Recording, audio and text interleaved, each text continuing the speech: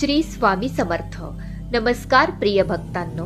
सकाळचा वेळ हा अत्यंत पवित्र मानला जातो आणि या वेळेला जर आपण स्वामी समर्थांचं मंत्र ऐकलं तर त्याचा प्रभाव आपल्या संपूर्ण दिवसावर पडतो. स्वामी समर्थ हे अत्यंत दयाळू आणि कृपाळू आहेत. त्यांच्या मंत्रामध्ये अशी शक्ती आहे की तो आपल्या जीवनातील अडचणी दूर करून सकारात्मक ऊर्जा निर्माण करू शकतो.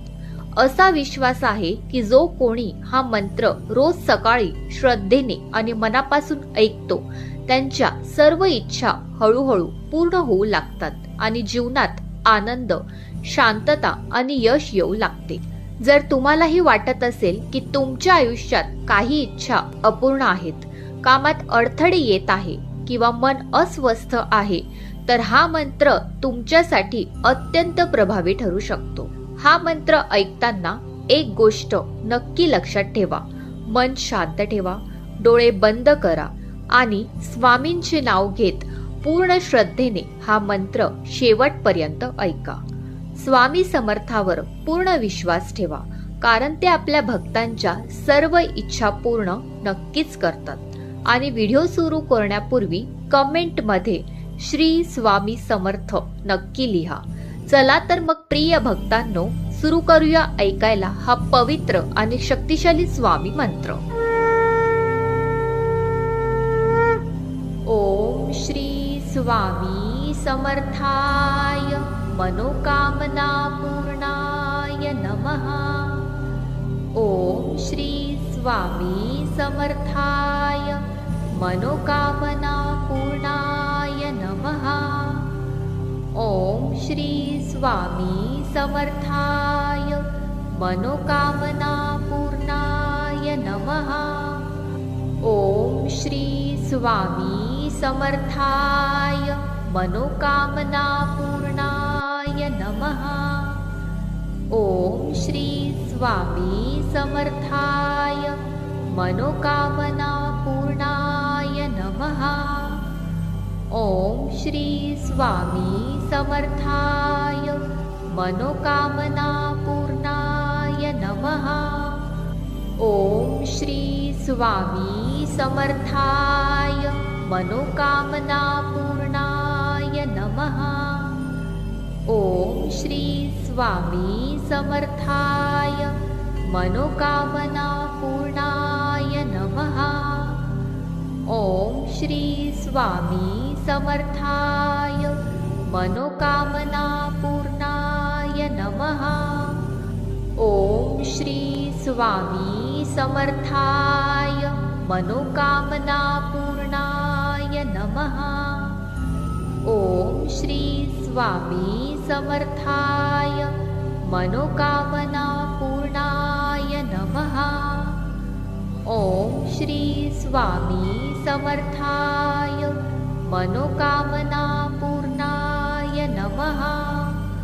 ओम श्री स्वामी समर्थाय मनोकामना पूर्णाय नमः. ओम श्री स्वामी समर्थाय मनोकामना पूर्णाय नमः. ओम श्री स्वामी समर्थाय मनोकामना पूर्णाय नमः. ओम श्री स्वामी समर्थाय मनोकामना पूर्णाय नमः. ओम श्री स्वामी समर्थाय मनोकामना पूर्णाय नमः. ओम श्री स्वामी समर्थाय मनोकामना पूर्णाय नमः. ओम श्री स्वामी समर्थाय मनोकामना पूर्णाय नमः. ओम श्री स्वामी समर्थाय मनोकामना पूर्णाय नमः. ओम श्री स्वामी समर्थाय मनोकामना पूर्णाय नमः. ओम श्री स्वामी समर्थाय मनोकामना पूर्णाय नमः. ओम श्री स्वामी समर्थाय मनोकामना पूर्णाय नमः। ओम श्री स्वामी समर्थाय मनोकामना पूर्णाय नमः। ओम श्री स्वामी समर्थाय मनोकामना पूर्णाय नमः। ओम श्री स्वामी समर्थाय मनोकामना पूर्णाय नमः। ओम श्री स्वामी समर्थाय मनोकामना पूर्णाय नमः। ओम श्री स्वामी समर्थाय मनोकामना पूर्णाय नमः। ओम श्री स्वामी समर्थाय मनोकामना पूर्णाय नमः। ओम श्री स्वामी समर्थाय मनोकामना पूर्णाय नमः। ओम श्री स्वामी समर्थाय मनोकामना पूर्णाय नमः। ओम श्री स्वामी समर्थाय मनोकामना पूर्णाय नमः। ओम श्री स्वामी समर्थाय मनोकामना पूर्णाय नमः। ओम श्री स्वामी समर्थाय मनोकामना पूर्णाय नमः। ओम श्री स्वामी समर्थाय मनोकामना पूर्णाय नमः। ओम श्री स्वामी समर्थाय मनोकामना पूर्णाय नमः। ओम श्री स्वामी समर्थाय मनोकामना पूर्णाय नमः।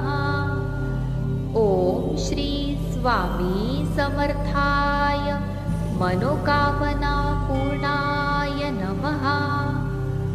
ओम श्री स्वामी समर्थाय मनोकामना पूर्णाय नमः। ओम श्री स्वामी समर्थाय मनोकामना पूर्णाय नमः। ओम श्री स्वामी समर्थाय मनोकामना पूर्णाय नमः। ओम श्री स्वामी समर्थाय मनोकामना पूर्णाय नमः। ओम श्री स्वामी समर्थाय मनोकामना पूर्णाय नमः। ओम श्री स्वामी समर्थाय मनोकामना पूर्णाय नमः। ओम श्री स्वामी समर्थाय मनोकामना पूर्णाय नमः। ओम श्री स्वामी समर्थाय मनोकामना पूर्णाय नमः। ओम श्री स्वामी समर्थाय मनोकामना पूर्णाय नमः। ओम श्री स्वामी समर्थाय मनोकामना पूर्णाय नमः। ओम श्री स्वामी समर्थाय मनोकामना पूर्णाय नमः। ओम श्री स्वामी समर्थाय मनोकामना पूर्णाय नमः। ओम श्री स्वामी समर्थाय मनोकामना पूर्णाय नमः। ओम श्री स्वामी समर्थाय मनोकामना पूर्णाय नमः। ओम श्री स्वामी समर्थाय मनोकामना पूर्णाय नमः। ओम श्री स्वामी समर्थाय मनोकामना पूर्णाय नमः। ओम श्री स्वामी समर्थाय मनोकामना पूर्णाय नमः। ओम श्री स्वामी समर्थाय मनोकामना पूर्णाय नमः। ओम श्री स्वामी समर्थाय मनोकामना पूर्णाय नमः। ओम श्री स्वामी समर्थाय मनोकामना पूर्णाय नमः। ओम श्री स्वामी समर्थाय मनोकामना पूर्णाय नमः। ओम श्री स्वामी समर्थाय मनोकामना पूर्णाय नमः। ओम श्री स्वामी समर्थाय मनोकामना पूर्णाय नमः। ओम श्री स्वामी समर्थाय मनोकामना पूर्णाय नमः। ओम श्री स्वामी समर्थाय मनोकामना पूर्णाय नमः। ओम श्री स्वामी समर्थाय मनोकामना पूर्णाय नमः। ओम श्री स्वामी समर्थाय मनोकामना पूर्णाय नमः। ओम श्री स्वामी समर्थाय मनोकामना पूर्णाय नमः। ओम श्री स्वामी समर्थाय मनोकामना पूर्णाय नमः। ओम श्री स्वामी समर्थाय मनोकामना पूर्णाय नमः। ओम श्री स्वामी समर्थाय मनोकामना पूर्णाय नमः। ओम श्री स्वामी समर्थाय मनोकामना पूर्णाय नमः। ओम श्री स्वामी समर्थाय मनोकामना पूर्णाय नमः। ओम श्री स्वामी समर्थाय मनोकामना पूर्णाय नमः। ओम श्री स्वामी समर्थाय मनोकामना पूर्णाय नमः। ओम श्री स्वामी समर्थाय मनोकामना पूर्णाय नमः। ओम श्री स्वामी समर्थाय मनोकामना पूर्णाय नमः। ओम श्री स्वामी समर्थाय मनोकामना पूर्णाय नमः।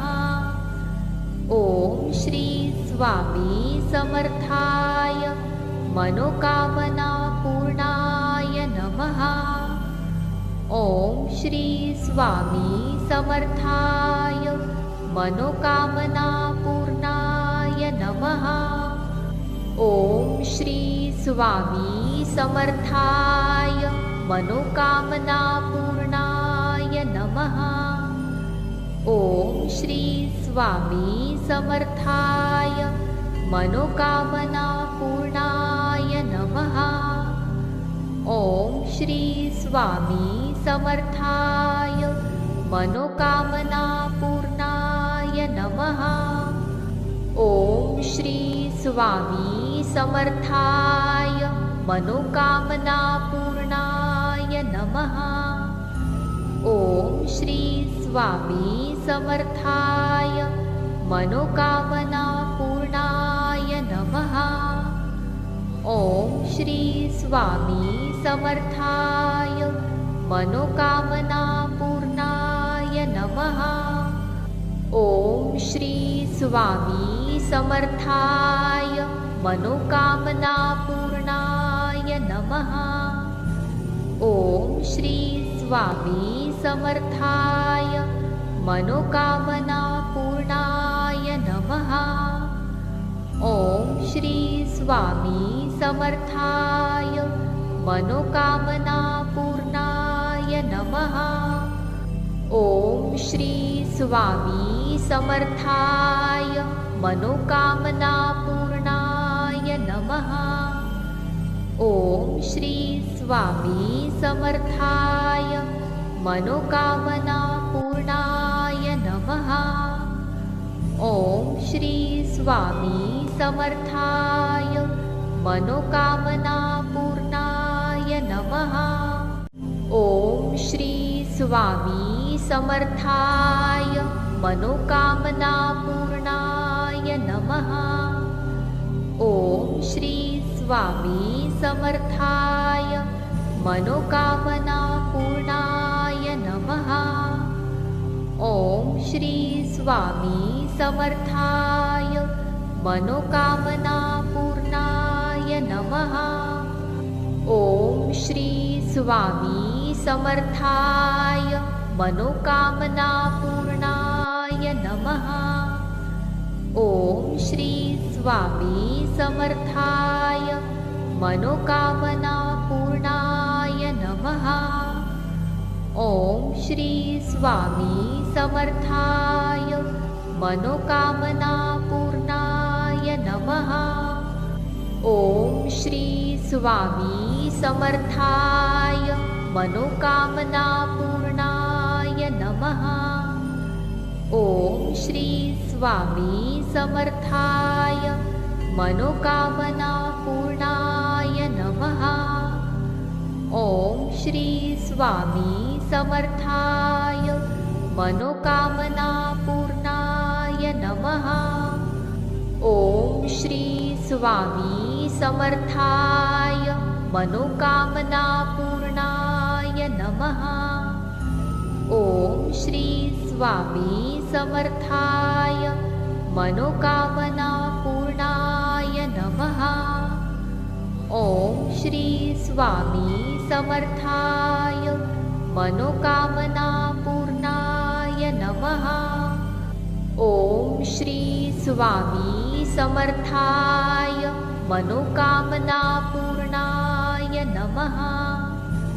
ओम श्री स्वामी समर्थाय मनोकामना पूर्णाय नमः। ओम श्री स्वामी समर्थाय मनोकामना पूर्णाय नमः। ओम श्री स्वामी समर्थाय मनोकामना पूर्णाय नमः। ओम श्री स्वामी समर्थाय मनोकामना पूर्णाय नमः। ओम श्री स्वामी समर्थाय मनोकामना पूर्णाय नमः। ओम श्री स्वामी समर्थाय मनोकामना पूर्णाय नमः। ओम श्री स्वामी समर्थाय मनोकामना पूर्णाय नमः। ओम श्री स्वामी समर्थाय मनोकामना पूर्णाय नमः। ओम श्री स्वामी समर्थाय मनोकामना पूर्णाय नमः। ओम श्री स्वामी समर्थाय मनोकामना पूर्णाय नमः। ओम श्री स्वामी समर्थाय मनोकामना पूर्णाय नमः। ओम श्री स्वामी समर्थाय मनोकामना पूर्णाय नमः। ओम श्री स्वामी समर्थाय मनोकामना पूर्णाय नमः। ओम श्री स्वामी समर्थाय मनोकामना पूर्णाय नमः। ओम श्री स्वामी समर्थाय मनोकामना पूर्णाय नमः। ओम श्री स्वामी समर्थाय मनोकामना पूर्णाय नमः। ओम श्री स्वामी समर्थाय मनोकामना पूर्णाय नमः। ओम श्री स्वामी समर्थाय मनोकामना पूर्णाय नमः। ओम श्री स्वामी समर्थाय मनोकामना पूर्णाय नमः। ओम श्री स्वामी समर्थाय मनोकामना पूर्णाय नमः। ओम श्री स्वामी समर्थाय मनोकामना पूर्णाय नमः। ओम श्री स्वामी समर्थाय मनोकामना पूर्णाय नमः। ओम श्री स्वामी समर्थाय मनोकामना पूर्णाय नमः। ओम श्री स्वामी समर्थाय मनोकामना पूर्णाय नमः। ओम श्री स्वामी समर्थाय मनोकामना पूर्णाय नमः।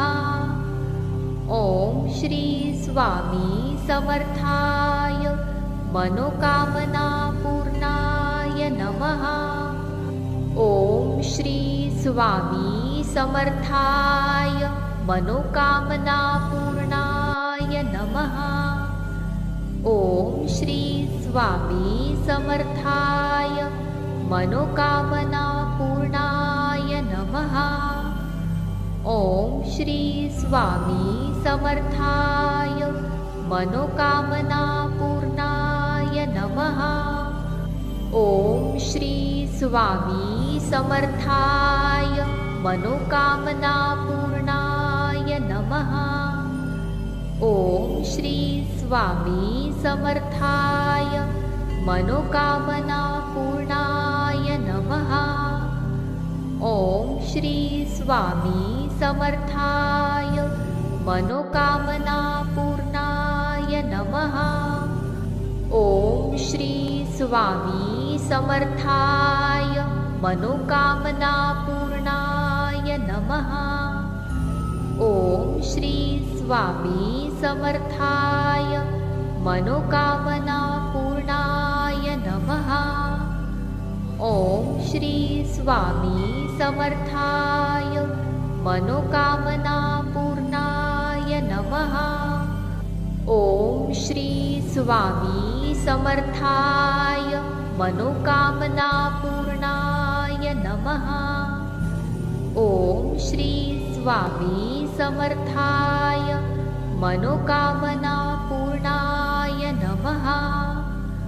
ओम श्री स्वामी समर्थाय मनोकामना पूर्णाय नमः। ओम श्री स्वामी समर्थाय मनोकामना पूर्णाय नमः। ओम श्री स्वामी समर्थाय मनोकामना पूर्णाय नमः। ओम श्री स्वामी समर्थाय मनोकामना पूर्णाय नमः। ओम श्री स्वामी समर्थाय मनोकामना पूर्णाय नमः। ओम श्री स्वामी समर्थाय मनोकामना पूर्णाय नमः। ओम श्री स्वामी समर्थाय मनोकामना पूर्णाय नमः। ओम श्री स्वामी समर्थाय मनोकामना पूर्णाय नमः। ओम श्री स्वामी समर्थाय मनोकामना पूर्णाय नमः। ओम श्री स्वामी समर्थाय मनोकामना पूर्णाय नमः। ओम श्री स्वामी समर्थाय मनोकामना पूर्णाय नमः। ओम श्री स्वामी समर्थाय मनोकामना पूर्णाय नमः। ओम श्री स्वामी समर्थाय मनोकामना पूर्णाय नमः। ओम श्री स्वामी समर्थाय मनोकामना पूर्णाय नमः। ओम श्री स्वामी समर्थाय मनोकामना पूर्णाय नमः। ओम श्री स्वामी समर्थाय मनोकामना पूर्णाय नमः। ओम श्री स्वामी समर्थाय मनोकामना पूर्णाय नमः। ओम श्री स्वामी समर्थाय मनोकामना पूर्णाय नमः। ओम श्री स्वामी समर्थाय मनोकामना पूर्णाय नमः। ओम श्री स्वामी समर्थाय मनोकामना पूर्णाय नमः। ओम श्री स्वामी समर्थाय मनोकामना पूर्णाय नमः। ओम श्री स्वामी समर्थाय मनोकामना पूर्णाय नमः। ओम श्री स्वामी समर्थाय मनोकामना पूर्णाय नमः। ओम श्री स्वामी समर्थाय मनोकामना पूर्णाय नमः। ओम श्री स्वामी समर्थाय मनोकामना पूर्णाय नमः। ओम श्री स्वामी समर्थाय मनोकामना पूर्णाय नमः। ओम श्री स्वामी समर्थाय मनोकामना पूर्णाय नमः। ओम श्री स्वामी समर्थाय मनोकामना पूर्णाय नमः। ओम श्री स्वामी समर्थाय मनोकामना पूर्णाय नमः। ओम श्री स्वामी समर्थाय मनोकामना पूर्णाय नमः। ओम श्री स्वामी समर्थाय मनोकामना पूर्णाय नमः।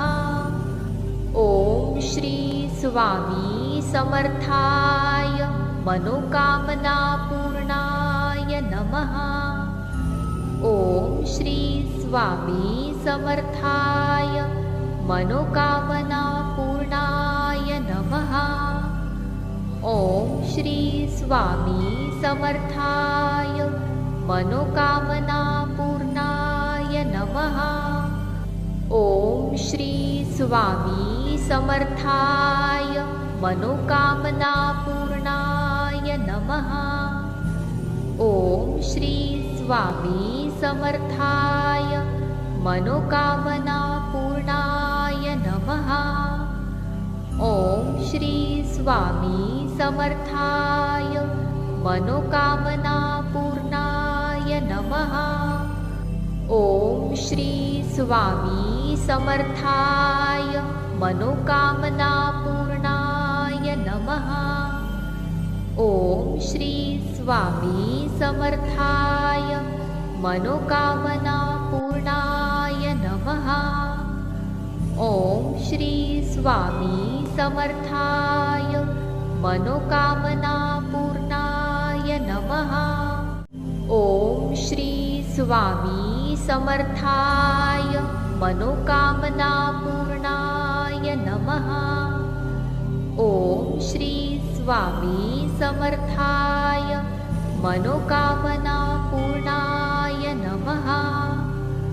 ओम श्री स्वामी समर्थाय मनोकामना पूर्णाय नमः। ओम श्री स्वामी समर्थाय मनोकामना पूर्णाय नमः। ओम श्री स्वामी समर्थाय मनोकामना पूर्णाय नमः। ओम श्री स्वामी समर्थाय मनोकामना पूर्णाय नमः। ओम श्री स्वामी समर्थाय मनोकामना पूर्णाय नमः। ओम श्री स्वामी समर्थाय मनोकामना पूर्णाय नमः। ओम श्री स्वामी समर्थाय मनोकामना पूर्णाय नमः। ओम श्री स्वामी समर्थाय मनोकामना पूर्णाय नमः। ओम श्री स्वामी समर्थाय मनोकामना पूर्णाय नमः। ओम श्री स्वामी समर्थाय मनोकामना पूर्णाय नमः। ओम श्री स्वामी समर्थाय मनोकामना पूर्णाय नमः।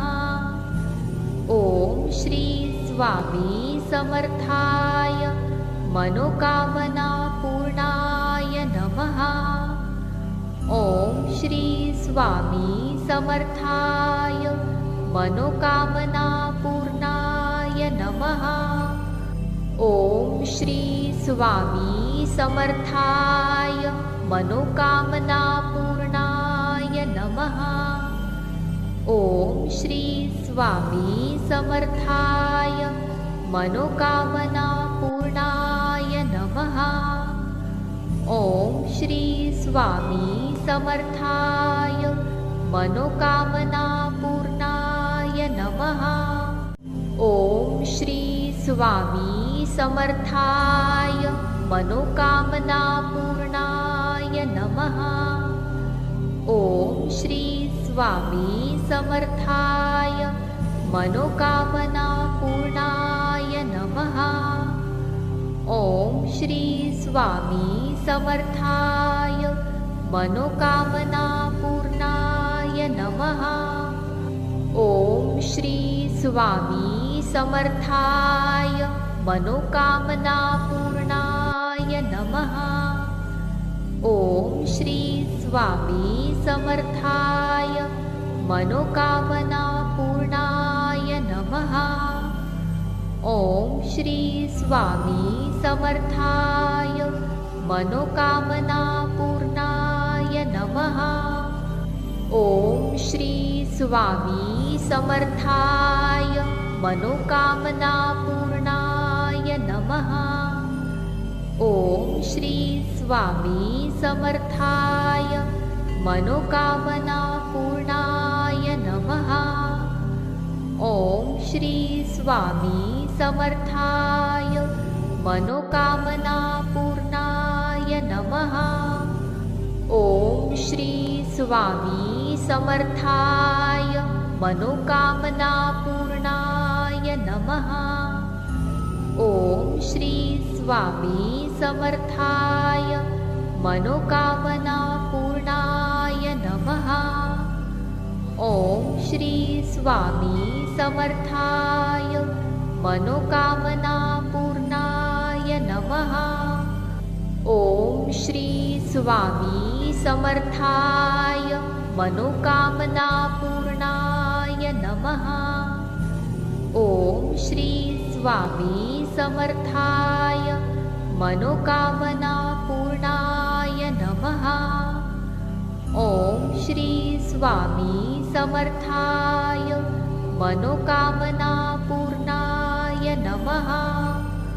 ओम श्री स्वामी समर्थाय मनोकामना पूर्णाय नमः।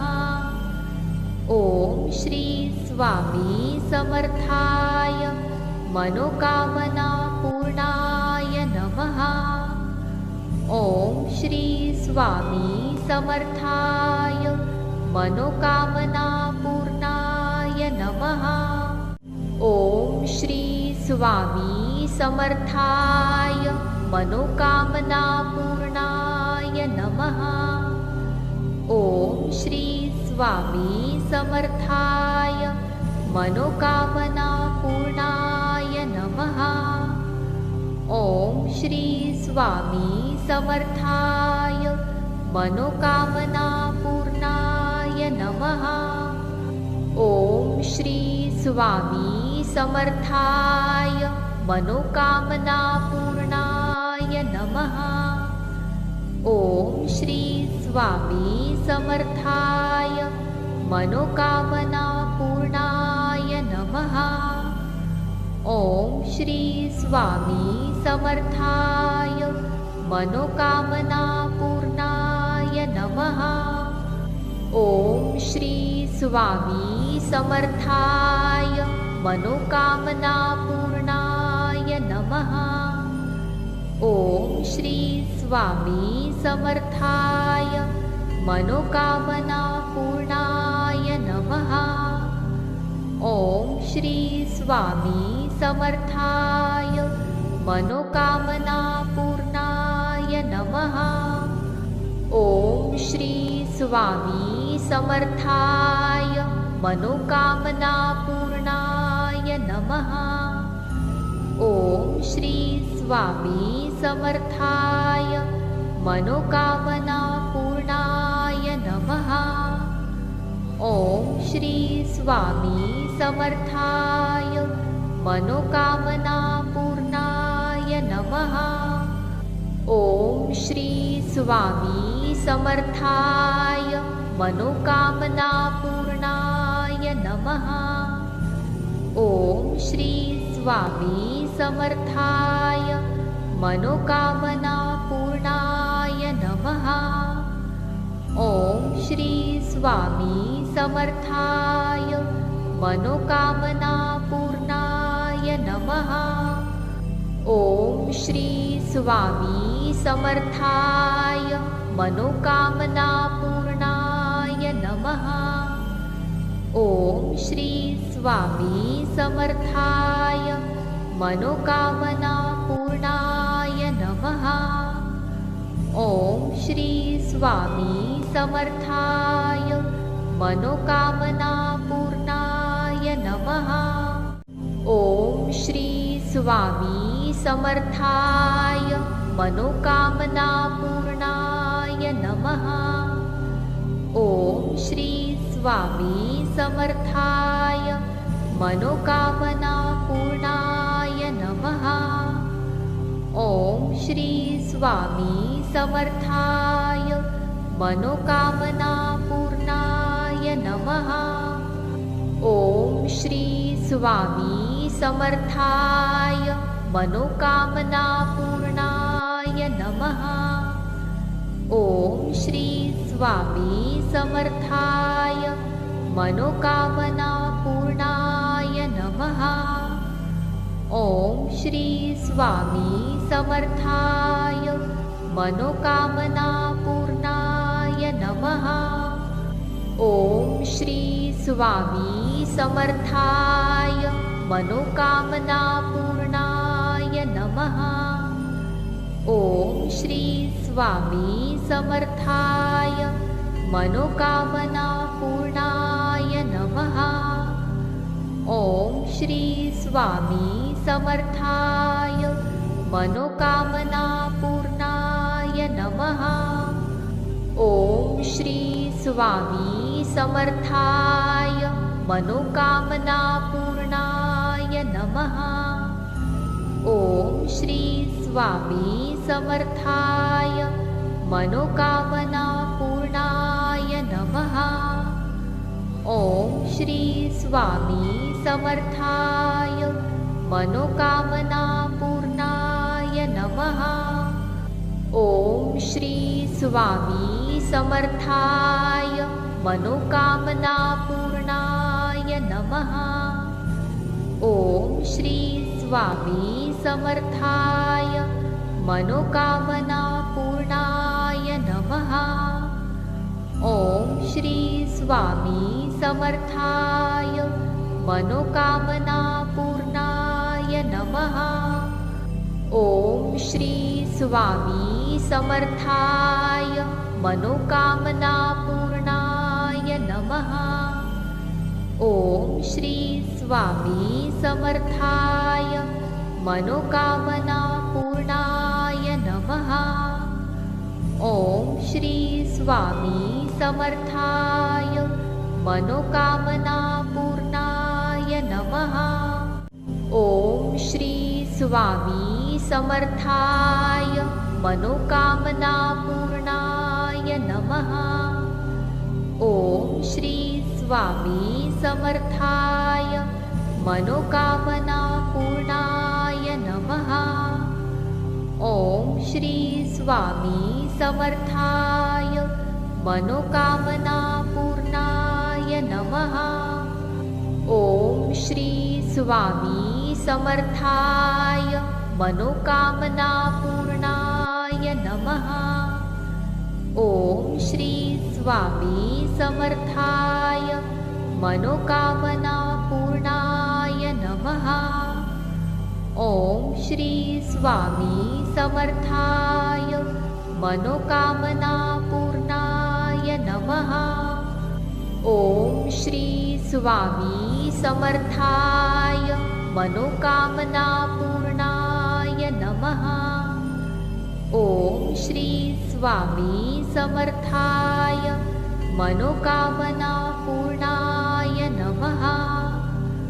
ॐ श्री स्वामी समर्थाय मनोकामना पूर्णाय नमः।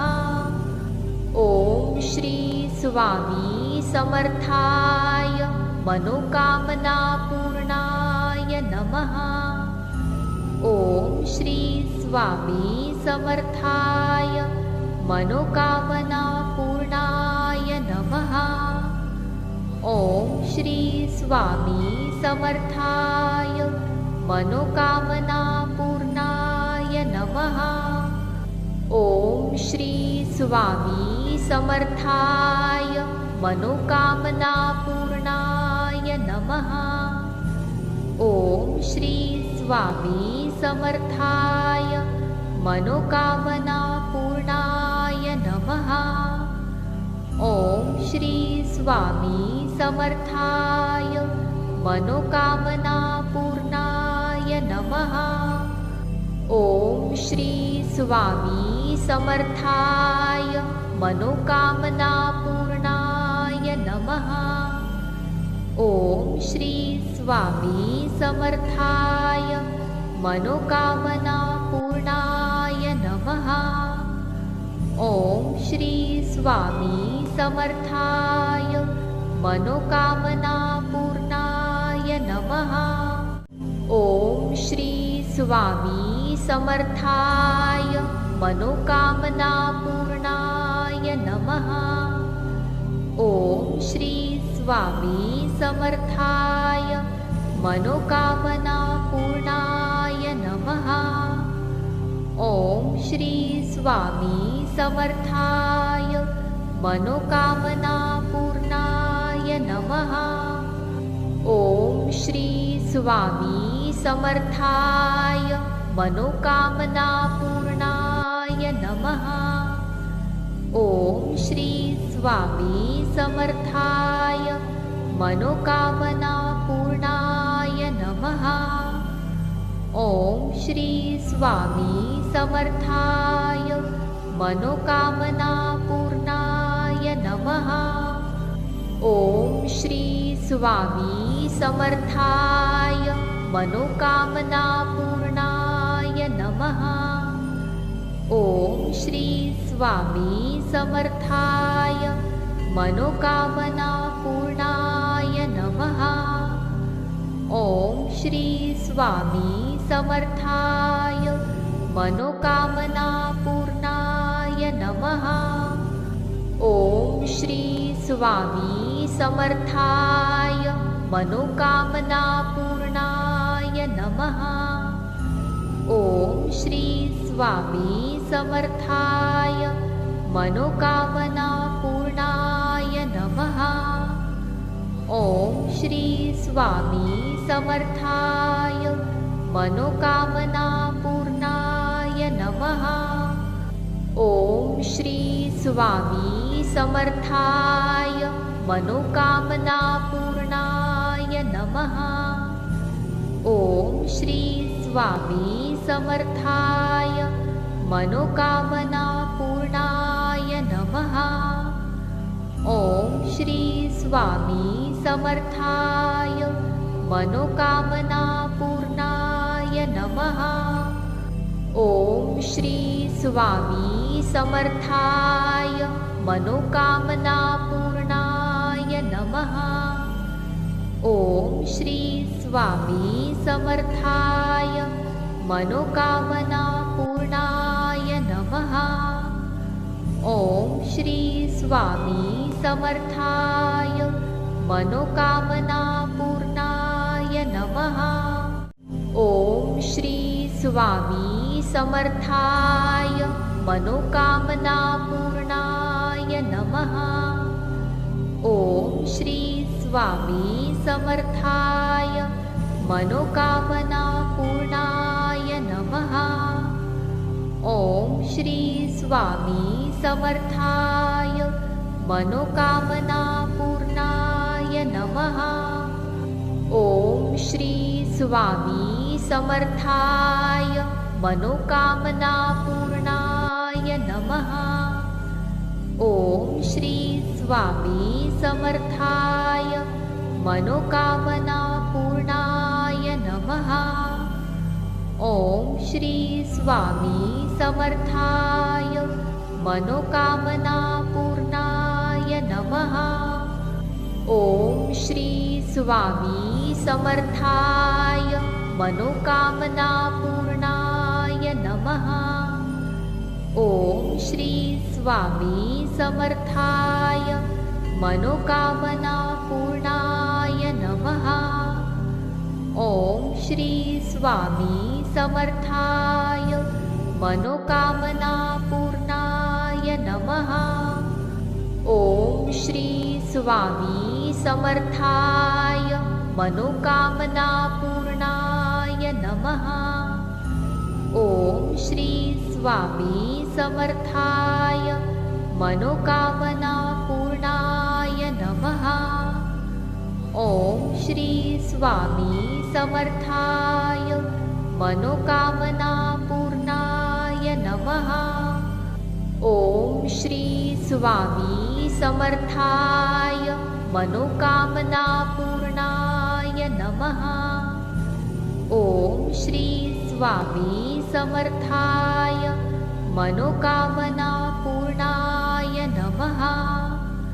ओम श्री स्वामी समर्थाय मनोकामना पूर्णाय नमः। ओम श्री स्वामी समर्थाय मनोकामना पूर्णाय नमः। ओम श्री स्वामी समर्थाय मनोकामना पूर्णाय नमः। ओम श्री स्वामी समर्थाय मनोकामना पूर्णाय नमः। ओम श्री स्वामी समर्थाय मनोकामना पूर्णाय नमः।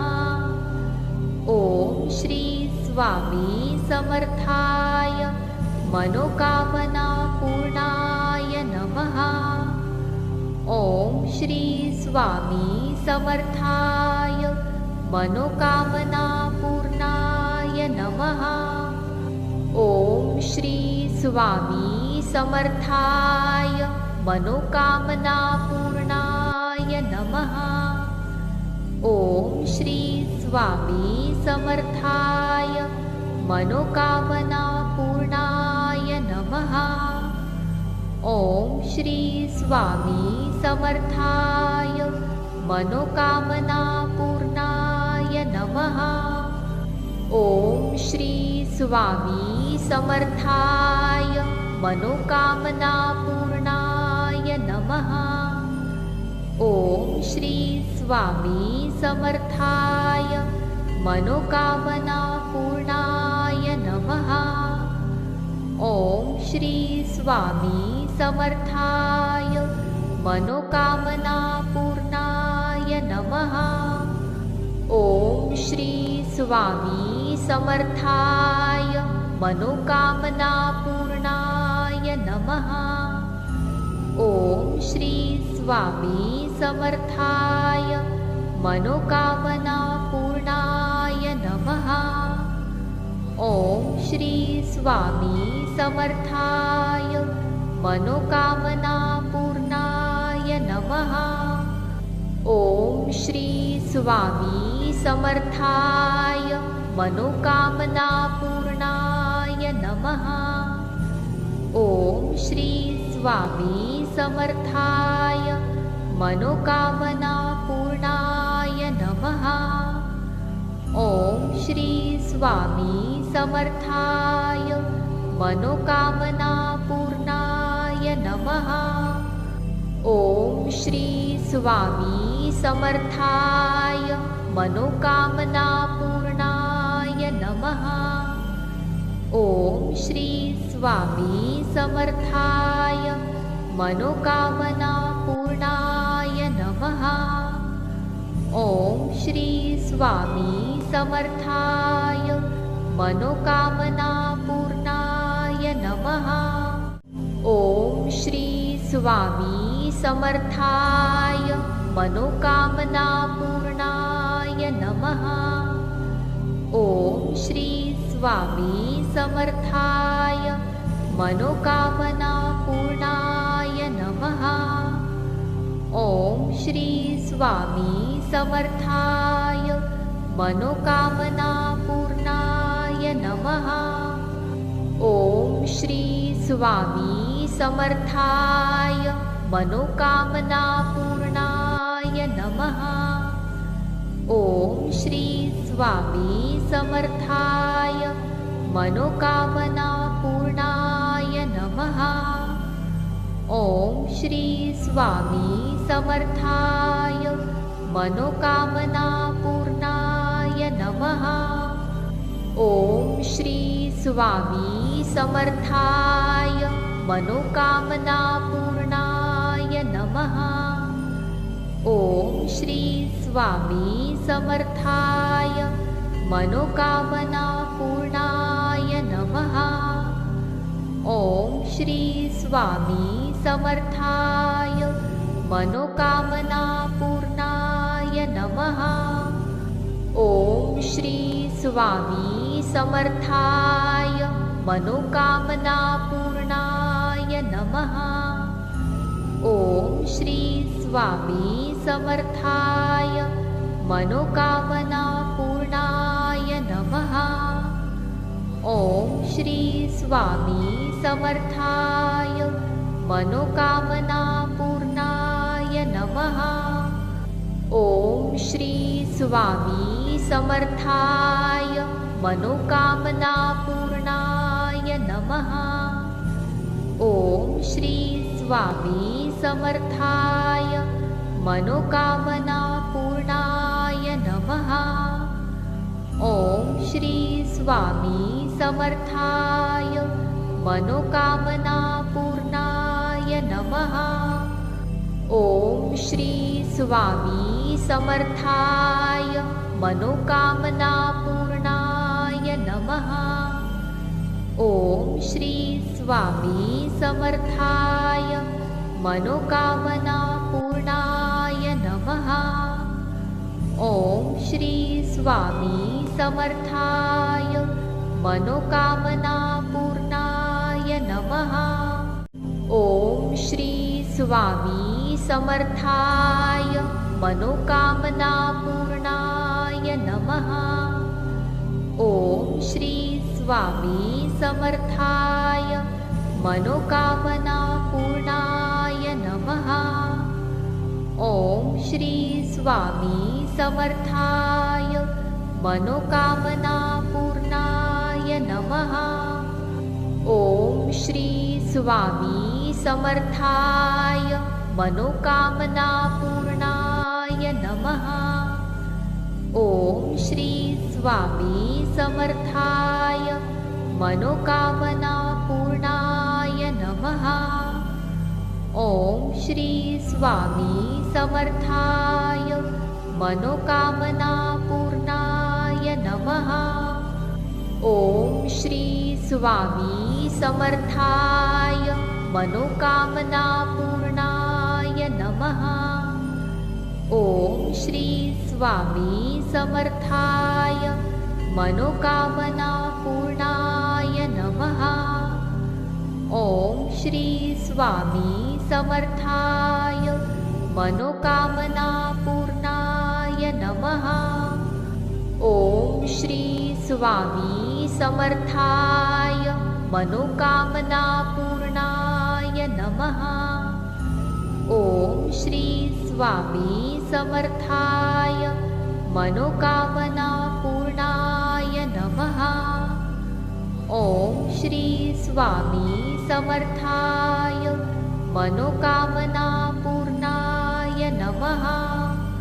ओम श्री स्वामी समर्थाय मनोकामना पूर्णाय नमः। ओम श्री स्वामी समर्थाय मनोकामना पूर्णाय नमः। ओम श्री स्वामी समर्थाय मनोकामना पूर्णाय नमः। ओम श्री स्वामी समर्थाय मनोकामना पूर्णाय नमः।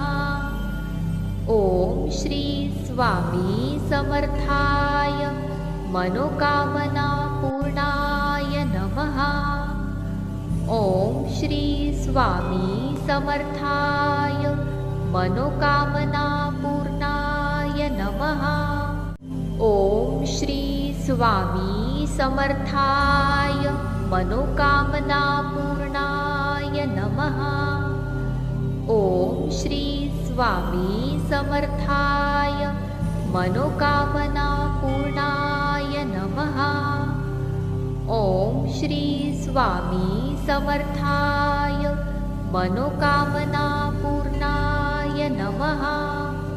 ओम श्री स्वामी समर्थाय मनोकामना पूर्णाय नमः।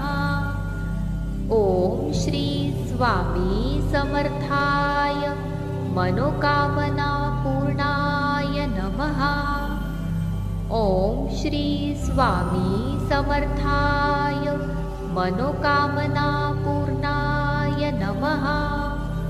ओम श्री स्वामी समर्थाय मनोकामना पूर्णाय नमः। ओम श्री स्वामी समर्थाय मनोकामना पूर्णाय नमः। ओम श्री स्वामी समर्थाय मनोकामना पूर्णाय नमः। ओम श्री स्वामी समर्थाय मनोकामना पूर्णाय नमः। ओम श्री स्वामी समर्थाय मनोकामना पूर्णाय नमः। ओम श्री स्वामी समर्थाय मनोकामना पूर्णाय नमः। ओम श्री स्वामी समर्थाय मनोकामना पूर्णाय नमः। ओम श्री स्वामी समर्थाय मनोकामना पूर्णाय नमः। ओम श्री स्वामी समर्थाय मनोकामना पूर्णाय नमः। ओम श्री स्वामी समर्थाय मनोकामना पूर्णाय नमः। ओम श्री स्वामी समर्थाय मनोकामना पूर्णाय नमः। ओम श्री स्वामी समर्थाय मनोकामना पूर्णाय नमः। ओम श्री स्वामी समर्थाय मनोकामना पूर्णाय नमः। ओम श्री स्वामी समर्थाय मनोकामना पूर्णाय नमः। ओम श्री स्वामी समर्थाय मनोकामना पूर्णाय नमः। ओम श्री स्वामी समर्थाय मनोकामना पूर्णाय नमः। ओम श्री स्वामी समर्थाय मनोकामना पूर्णाय नमः। ओम श्री स्वामी समर्थाय मनोकामना पूर्णाय नमः। ओम श्री स्वामी समर्थाय मनोकामना पूर्णाय नमः। ओम श्री स्वामी समर्थाय मनोकामना पूर्णाय नमः। ओम श्री स्वामी समर्थाय मनोकामना पूर्णाय नमः। ओम श्री स्वामी समर्थाय मनोकामना पूर्णाय नमः। ओम श्री स्वामी समर्थाय मनोकामना पूर्णाय नमः। ओम श्री स्वामी समर्थाय मनोकामना पूर्णाय नमः। ओम श्री स्वामी समर्थाय मनोकामना पूर्णाय नमः। ओम श्री स्वामी समर्थाय मनोकामना पूर्णाय नमः। ओम श्री स्वामी समर्थाय मनोकामना पूर्णाय नमः। ओम श्री स्वामी समर्थाय मनोकामना पूर्णाय नमः। ओम श्री स्वामी समर्थाय मनोकामना पूर्णाय नमः। ओम श्री स्वामी समर्थाय मनोकामना पूर्णाय नमः।